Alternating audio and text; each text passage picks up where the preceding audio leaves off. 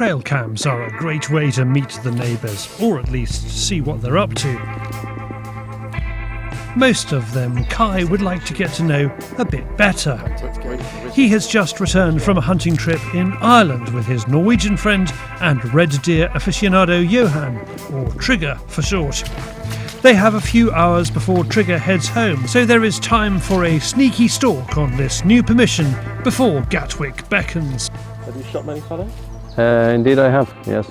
Both like this, stalking like this, but also driven hunt. This is a handy tool. They were out the other evening and the ground still bears the scars. So you've been here before then? I've been here before and got stuck with this guy. Look at that, it's his signature. You said you were going to say anything, Trygve. We've been there for 3 hours, Christ.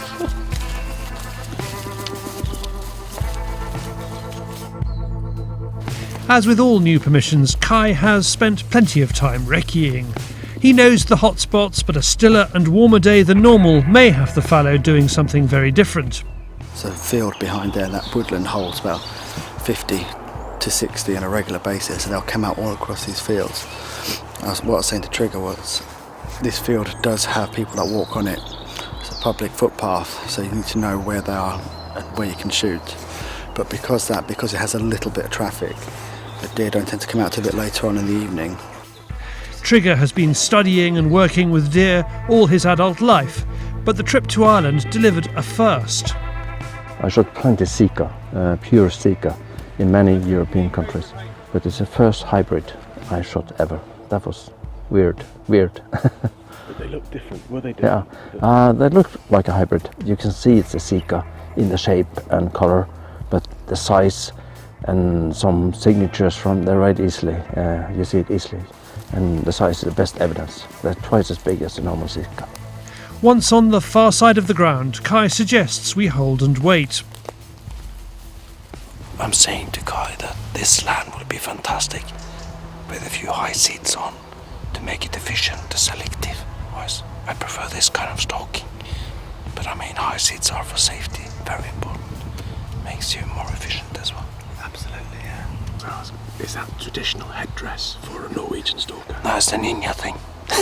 I'm just missing the sword. I forgot it in the car. Nothing shows, but there's still light to check another spot.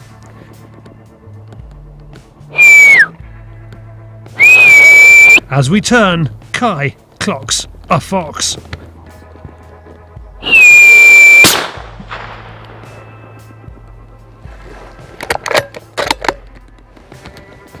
It's dead. Anyway, we got something. And that's called management. Happy with that, Kai? Yeah, that's good work. There's a lot of foxes here. The farmers told me to take out quite a few foxes. Come springtime, they'll have a lot in the other fields. They have a lot of lambs coming through, and they've had some taken before as well. So it's that battle. You don't want to disturb the deer by taking a shot of the fox, but as you can see, it's getting quite dark now. Well, the chance for getting a deer was getting slimmer. So we see the fox a perfect opportunity to take him. It's a big old dog. It will do livestock owners a favour, and Trygve fancies keeping the pelt.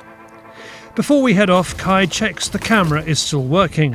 There could be some exciting opportunities here. We didn't get our fallow, but we did get to know this place a little better, and that's part of the fun. So you can see we have a lot of foxes here.